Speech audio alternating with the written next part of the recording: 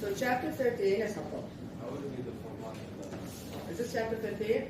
No. Fine.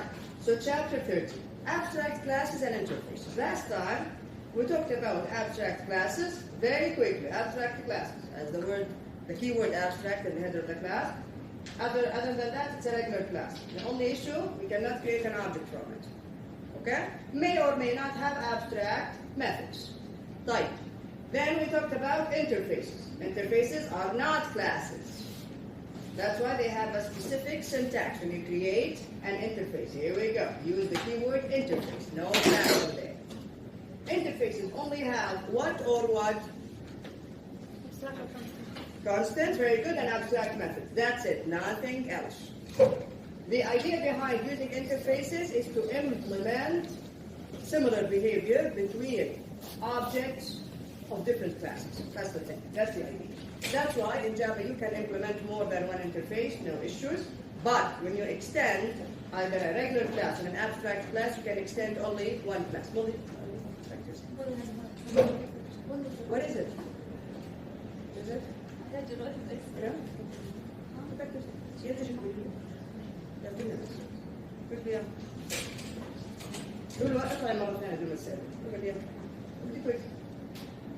Okay, so an interface, the purpose here is to model similar behavior between different objects. Again, we cannot create an object from an interface, but we can solve the issue of multiple inheritance, meaning a class can implement more than one interface, no issues. Right. Then we learned about one of the most famous interfaces in the Java library, which is the comparable interface. Very good. Comparable interface. The comparable interface, of course, has the compare to method, and we learned about that. Right. Let's talk about another interface in the Java library. What's the name here? Clonable. Very good. What does clonable mean? What does the word clonable mean?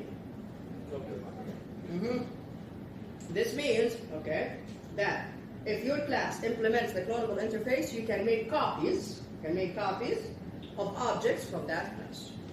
That's the idea behind clonable interface. Like, now the clonable interface is interesting. Why? It's a marker interface. Meaning it's an empty interface. Look at it.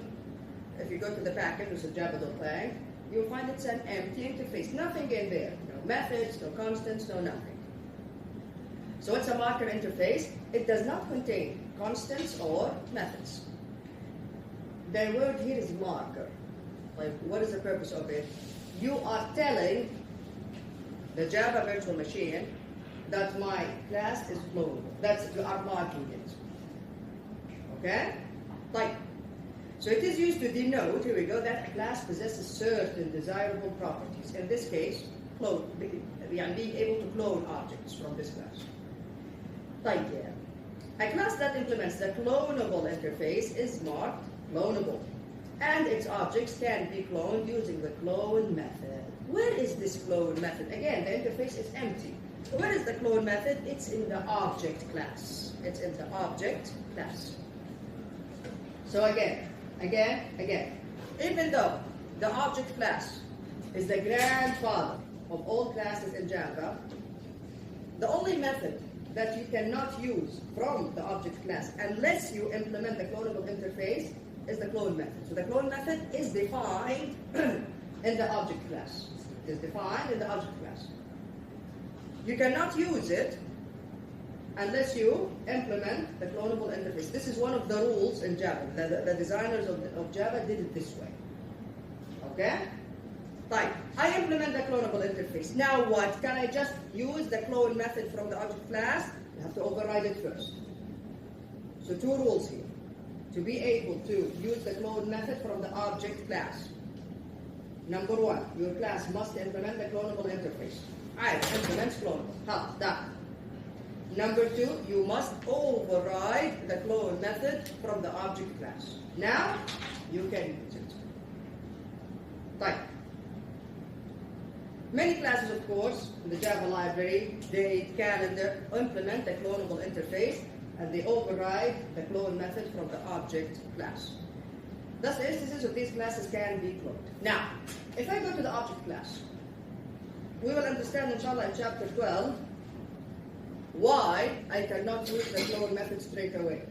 Even though I inherited, as a class in Java, I inherit everything from the object class. We will understand inshallah in chapter 12 why we cannot do that. It's because of exceptions. Inshallah in chapter 12. Right. So date and calendar implement the clonable interface. They override the clone method. If you go to the object class, you open the object class, and you look at the clone method in there, you will find some stuff about exceptions. Don't worry about that for now. But the header of the clone method always returns object. It's in the object class. So always returns object. It receives an object and it returns an object. It receives the object that needs to be cloned and it returns the clone, the new copy. Okay?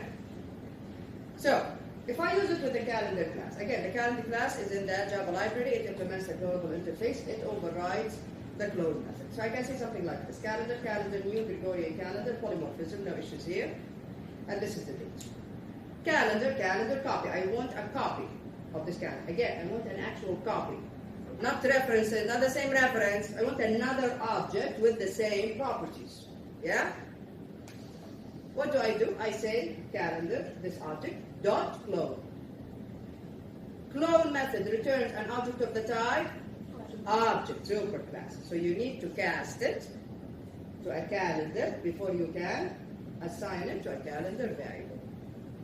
Otherwise, the compiler will not let you do it. Okay? So clone, it will clone it, add it to Gregorian calendar, creates a copy of it, returns it as an object. That's why you have to cast it before you can assign it to this variable. Right. Now, calendar double equals calendar. True or false? False. Very good. They don't have the same reference. They are two separate objects, but they have the same properties. Copies. That's the idea behind the method, the clone method. Type. Calendar dot equals. Yes, very good. The equals method actually compares the contents inside the objects. So this is true. So here the first statement is false, the other one is true. But so far so good.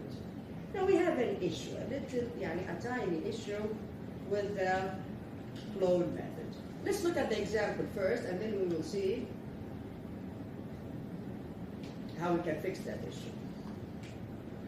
So this is the house class, okay? House, yeah. double equal false لأنه بعد ما عملت الكلون صار عندها another reference. Double equal between two objects. When does double equal return to? لما يكونوا الاثنين نفس ال لما يكون the two variables are looking at the same object. صح؟ same object with the same reference. ما هو same object and the same reference. Have the same reference meaning it's the same object in memory. Okay? Clone creates a new object. يعني a new reference. There you go. There you go. A new object, a new memory location. Correct. Type. Class house. Okay, it implements here. Here we go. See, we can implement more than one interface, no issues. And if house has a superclass, in this case it's object, but if it has a different superclass, you can say house extends, building, implements clonable, comparable, etc. So it implements clonable, comparable. You repeat the type here. It has an ID and area and a date. Okay? Date object inside the house class. No issues. No position here. Added it. Type. We have the constructor, get ID, get area, get when built. There we go.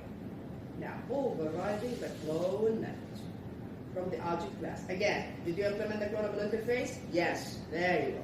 Now, when you override the clone method, this is the header. Public, it returns an object, clone. There you go. Remember try except in Python? Exactly the same concept, but in Java it's named try catch. Okay? Now we have to do this with the clone method because the clone method in the superclass throws an exception. We will understand all about that inshallah in chapter 2. So don't worry about the exception for now. What did I do here? I said return super.clone. So I called the clone method from the object class. Khalaas. That's it. I used the implementation of the clone method from the object class. It goes through the properties of this object, creates a new object, and returns it. That's it. This is the easiest way to use the clone method. Again, don't worry about this. You know when this exception happens? Clone not supported exception. You know when this happens? If you don't implement the clonable interface. So if this is missing, if you don't implement the clonable interface and you try to override the clone method, you will see this exception. This exception will crash your code. That's why we need to catch it. Don't worry about that for now. Okay? For now, we used the clone method from the object class. Right. Since we are, of course, implementing the comparable interface, we need to override the compare to method. Here we go. Public and compare to receives an object of the type house. And here we are just comparing the areas of the two objects. This is one way of doing it. Another person can use some other different way. Again, this is a design decision. What you are comparing is a design decision by the software engineer or by your client. Okay? How you compare two houses to each other. Right. Now, what is the issue with the clone method?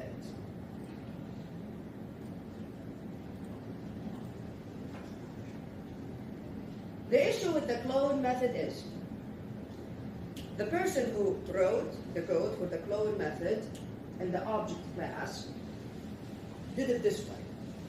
The clone method works perfectly fine if the object that you are trying to clone has data fields of primitive types.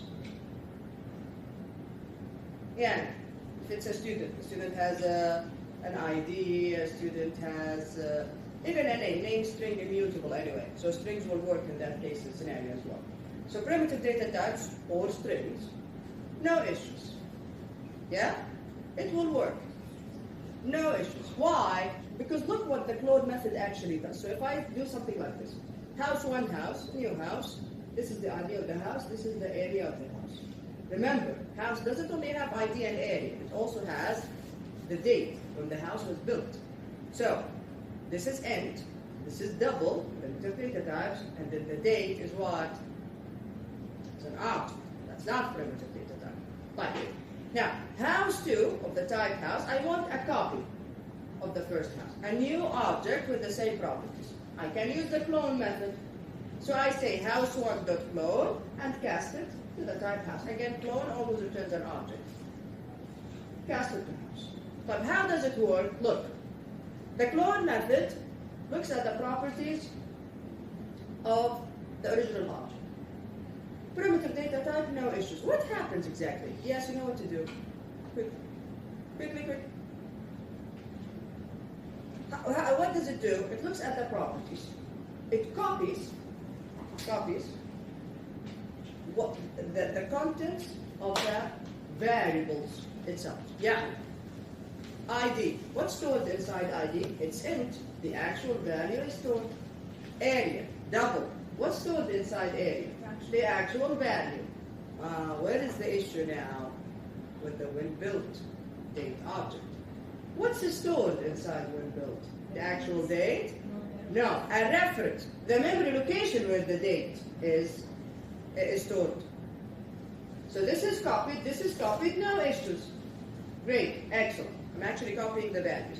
But when I copy this, what happens? Now, the when built date in house 1 and the when built date in house 2 look at the same object. They are referencing the same object. Meaning, if you change the when built date in house 1, it will also change the when built date in house 2, and vice versa. This is the issue with the clone method. If you just use the clone method from the object class like that, without modifying it a little bit, this is what happens. If all of your data fields are primitive type class, no issues. You don't even have to think about it. The issue is that if one or more data fields are objects. This is what we call shallow copy. You see here, it's shallow copy. Shallow copy, primitive data types, no issues. The issue is with the object. I did not really copy the window date here. Okay, so far? Fine. How can we fix this? We can fix this in multiple ways. We can fix this in multiple ways. You either, and I will show you the examples in your book. You either do it yourself. Khalas, don't call super.clone. Don't call it from the object class. Go through the properties of this object. If they're primitive, take them as is. And if it's an object, create a new, like here, the when-built date object, create a new date object that has the same values as the date of the original house. So you create a new object yourself. You do it in coding. Right, so that's it. I do the cloning myself. Halas, this is my own implementation. I go through all of them. Another way, you can still benefit from the clone method in the object class. How? Call the clone method from the object class. Use it. And then the clone method will take care of all of the data fields that have primitive data types. Good. What is left? The only data fields that are left are the objects. So khalas, let the clone method take care of the primitive data, of the data fields that have primitive types, and then you yourself continue after you call the clone method. Go ahead and create new objects for each data field that is not primitive type. So that's the concept. That's how we can fix it. Right. Let's look at the book here. شو فرق أول وحدة مثلا؟ طريقتين يعني كذا كذا. حاطين احنا بالنور. أول واحدة ما استفدت أنا من الكلون اللي من السوبر كلاس. ثاني واحدة استفدت منها. That's it. طيب, where was it? There we go. Alright, so it's in chapter 13. And this is here the clonable interface. Fine. And here, okay, so clone, yes. Fine. Look here. Yeah. You can. There we go. Again, don't worry about the exception for now. We either do this or use a try catch. Don't worry about this for now. This is all in chapter 1. So again, you either benefit from the clone method from the superclass. So here you go. Inside the clone method, inside the overridden clone method in your subclass, yeah, super.clone returns a house object. Good. Here we go. This is the house clone. Before you return it, what do? This clone method took care of all of the data fields that are primitive type. اللي هم مين? ال ID وال area. What's left? The date. When built date. What do? Yeah. House clone, here we go. Change the date object in the clone. House clone dot when built, created. See what I did here? I use the clone method on when built itself, on the date itself. Why? Because I know that the date class in the Java library has the clone method. It implements a clonable interface. So instead of creating a new date and taking the same values as this date, I use the clone method from there. So when build.clone, change it, cast it to a date, and here you go. Now you can return your clone. Type. You can do it, yeah, you can do it this way, try catch. Don't worry about this, try catch or throws, all of this in chapter 2. Type. Another way, there we go. Another way. You do it yourself. You don't want us not to use the clone method, or maybe the object in your class does not have a clone method. Maybe it's not a date. Maybe it's a class that you created, and that class does not implement the clonable interface. What do? Look what I did. Again, inside the overridden method, I created a new house with the same ID and area. Here we go. Type. What's left? The date. The constructor creates a house with the current date. I don't want the current date and time. I want the same date and time as the object that called this method. Type the original object. What do? Yeah. House clone dot when built. Create a new date. See what happens here? Create a new date. Now what? When you create a new date, when you pass nothing to the constructor, it will create a date using the current time. Like, what should I do? Change the values. Add it. House clone dot get when built. This returns the date. Dot set time from the date class. What is the time for the date? The same time as the date data field of the current object. There you go. When built dot get time. All of these are from the date class. So I created a new date object, and I changed the time of the date object to be the same time as the date object of the original house. You see what I'm saying here? Again, this is just an example, and then you can generalize this to be implemented on any class, regardless of their properties. Yeah, what is it called? يعني نحن عملنا اول كلون مسؤول لكل الجنود باي هاوس يعني هاوس 1 هاوس 2. ثاني كلون حنعمله لكل هاوس عشان بس البيت يعني هي حتعمل ثاني كلون هذه الاول لا اول لا هي طريقتين اذا سويت واحده خلاص نصير ثاني لا تعرفي الاولى هيك صح يعني لما تعملي لا صح طبعا هيك صح يعني بحكيها. Okay, so the other one here I benefited from the clone methods in both the object ثاني class. بعدين اذا تعطيكي ريفرنس غير الهاوس 1 وخلص انت كتبتوا البيت وخلص صح؟ كل واحد بدنا نعمل كل هاوس احنا عملنا انت افهم الكونسبت اول شيء. الكونسبت ايش قاعد يقول لي؟ الكلون method from the object class what does it do؟ ما عندها مشاكل مع كلمة الداتا نفسه. خلاص راح تسوي لك كوبي. Very good.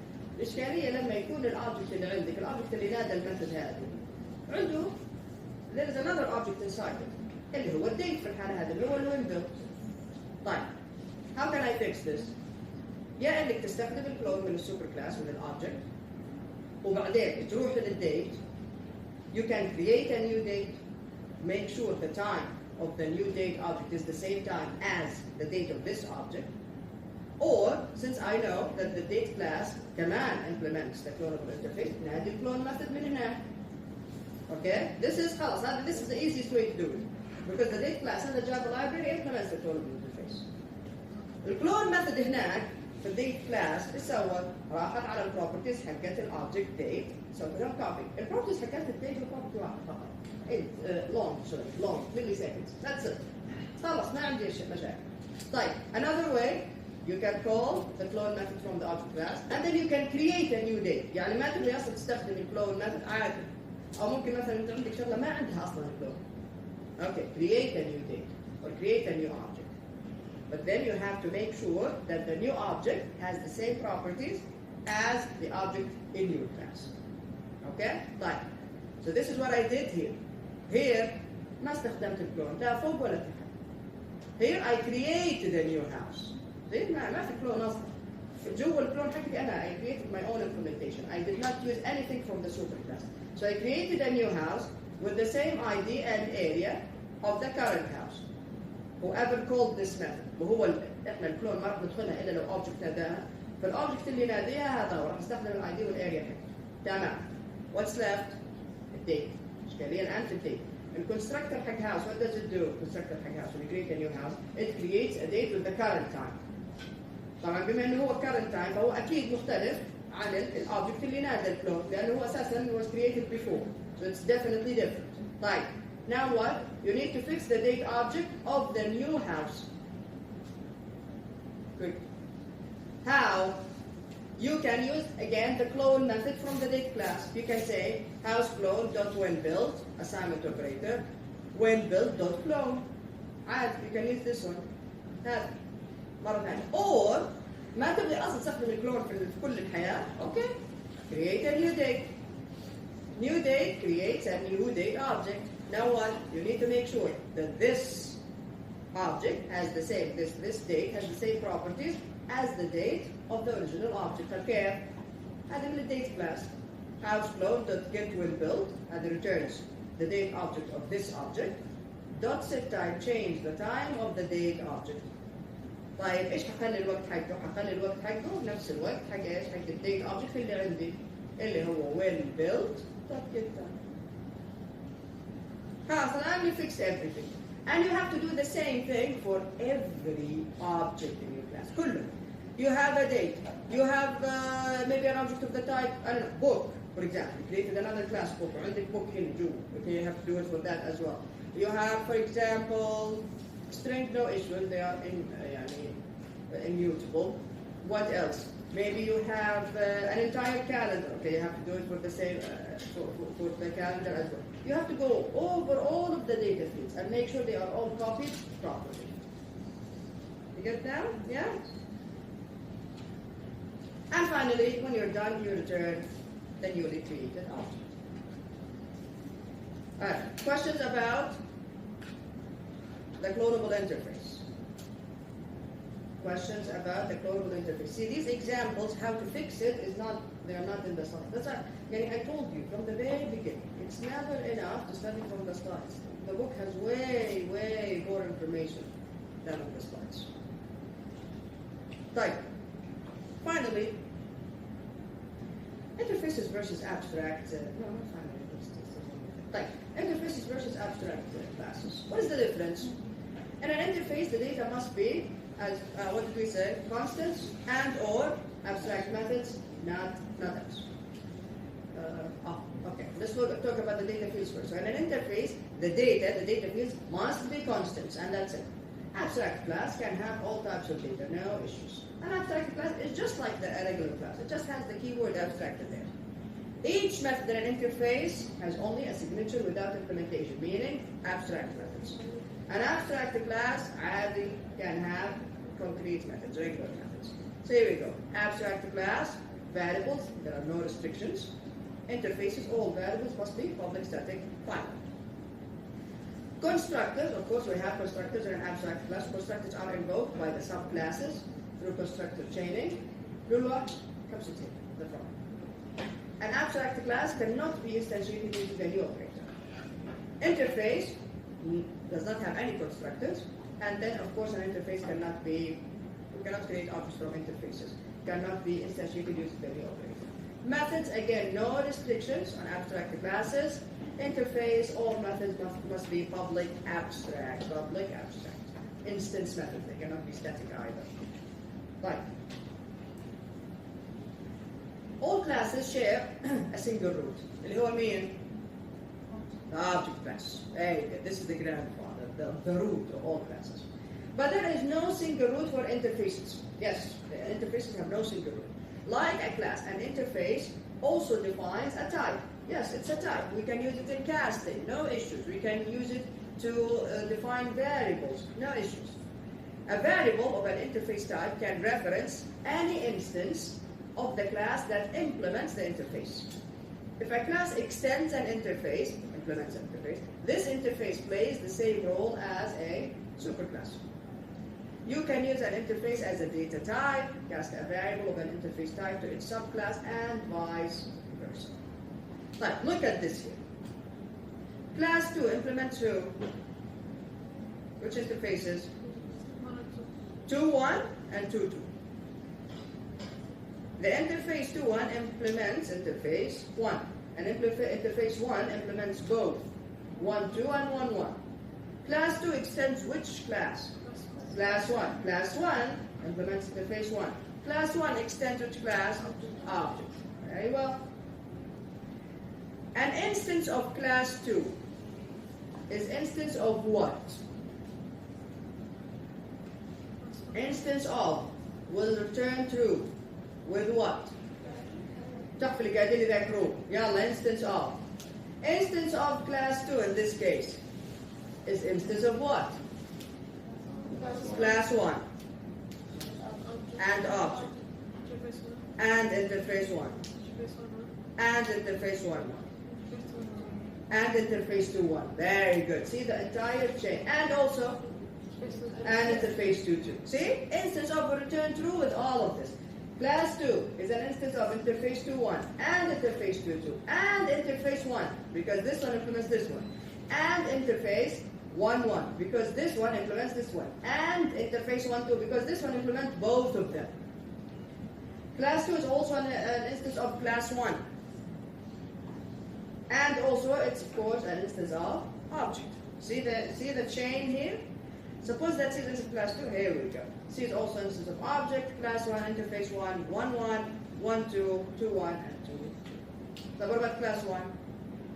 Instance of main, object, interface 1, interface 1.1, and also interface 1.2. Very good. Very good. There we go. Right. Object, instance of object. Of course, class 2 is also an instance of class 2. Class 1 is also an instance of class 1. Object is an instance of object. There you go. There you go. Right, yeah. Conflict interfaces. This happens sometimes, but the compiler will let you know. So you will not be able to run the code. So it's a compilation error. In rare occasions, a class may implement two interfaces with conflict information. Example, two same constants with different values. And I have constants with the same name, but they have different values. And I'm implementing both interfaces. Or maybe two methods with the same signature, but different return type.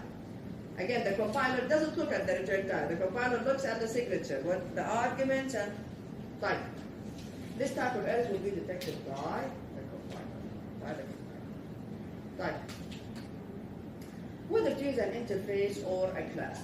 Most of what we're going to talk about at the end of this chapter, most of this is based on your decision at the end of the day. As a software engineer, you look at the needs of your client, the project that you're working on. That's how you choose. Do I use an interface or do I use an abstract class?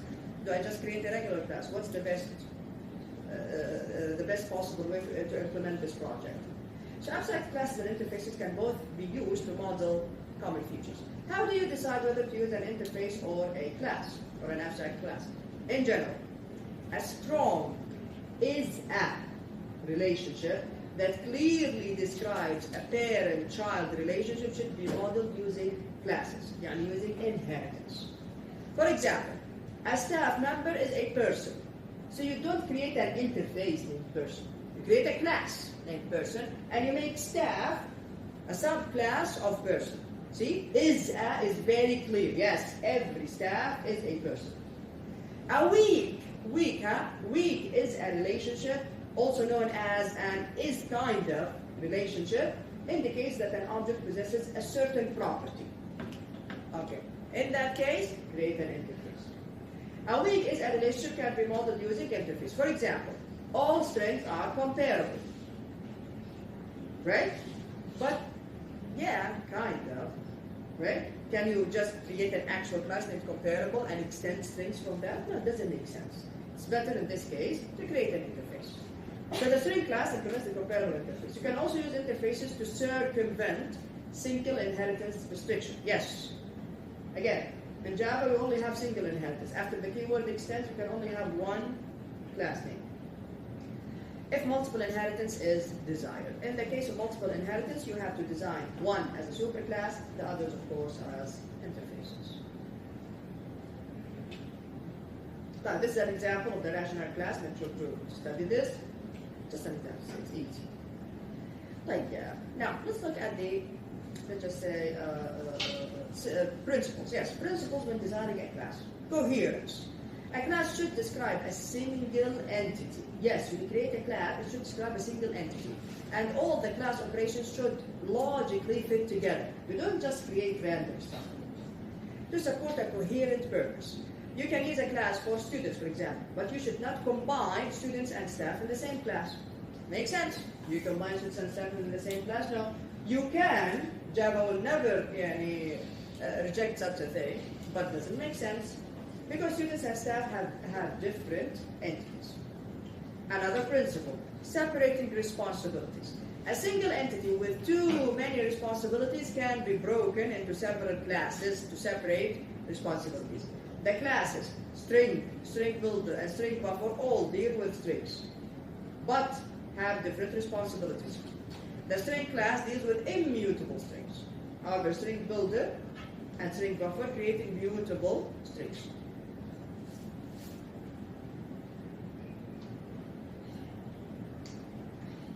جايب معلومة في النص احنا ما خدناها. String builder class is for creating immutable strings.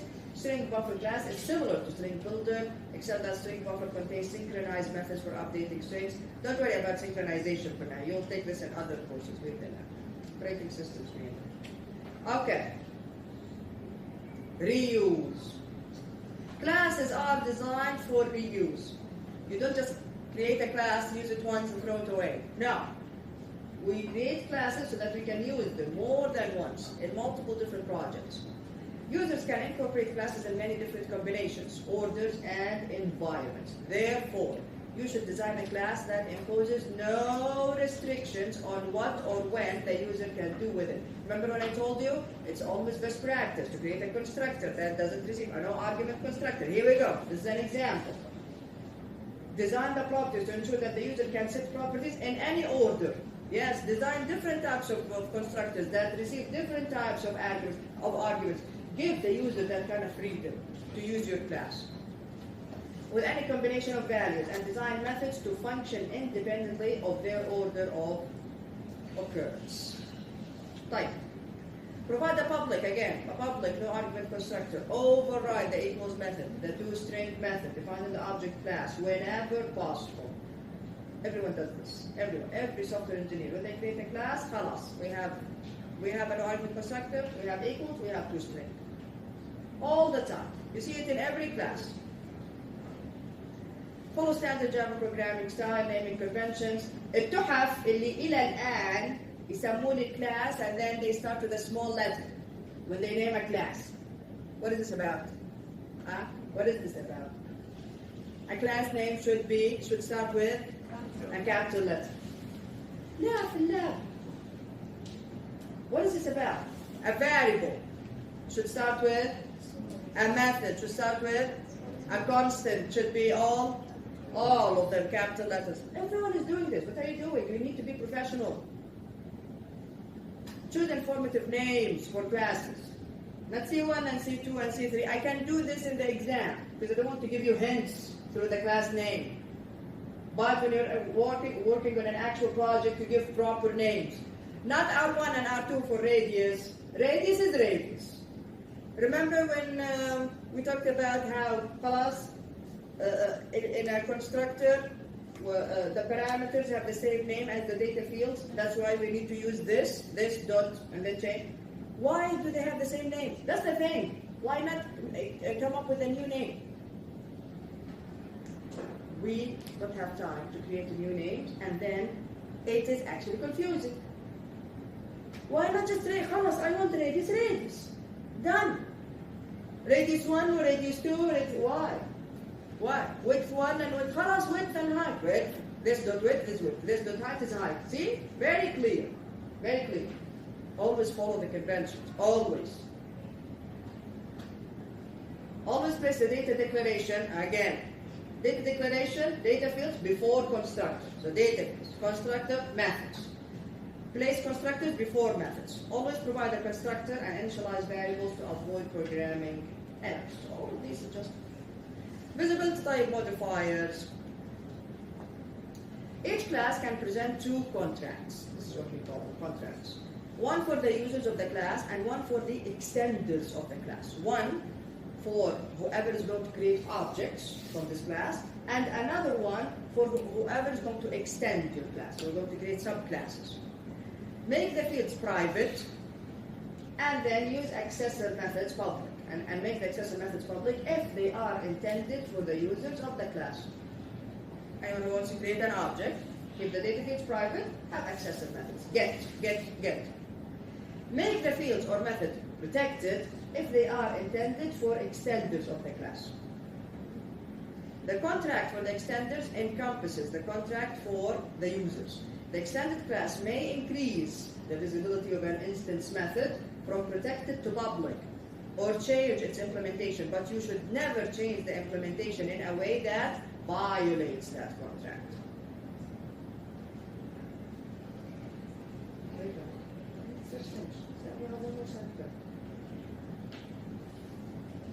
A class should use the private modifier to hide its data from direct access by clients. You can use get methods and set methods to provide users with access to the private data, but only to private data you want the user to see or to modify. So if something is private, you don't even need to tell the user about it. Yes? خلاص, it's in that class. You use it in some kind of formula, some kind of manipulation in the class. Does the user need to know about it? Maybe if the user has access to that kind of sensitive data, they can do some damage.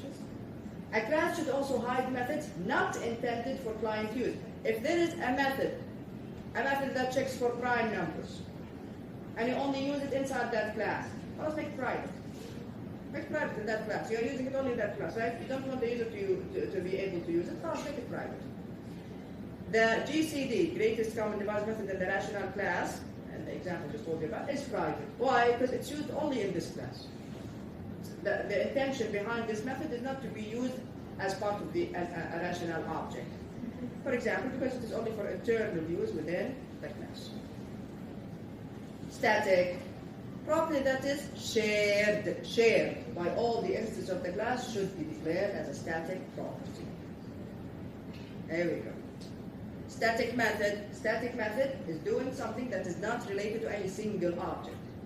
Static method cannot deal with data fields that are not static. Cannot call methods that are not static.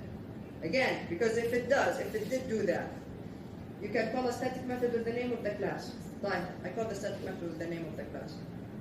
Oh, but that method is dealing with a data field that is not static. Which object are we talking about here? You call it with the name of the class. If that was allowed, that will what? That will affect the integrity of your coding. If that was allowed, static method, accessing a data field that is not static. A data field that is not static is linked to an object. I can still call a static method with a class name. When I call to the class name, which object here am I talking about? That's why static methods are not able to access anything that is not static. Questions? Questions?